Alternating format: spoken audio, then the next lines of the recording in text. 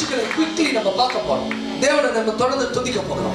கர்த்தர் இந்த ஒரு வாரத்துல, போன வாரம் ஆண்டவர் சொன்னார், இந்த வாரம் நற்கரணையே வேறனே. ஹல்லேலூயா, ஹல்லேலூயா. நற்கரணையில எடுக்கிறவன் வாழ்க்கையில நான் வேற பெரிய காரியங்கள் செய்வேன். ஒரு சில சாட்சிகள் கம் பிரேமா குவிக்லி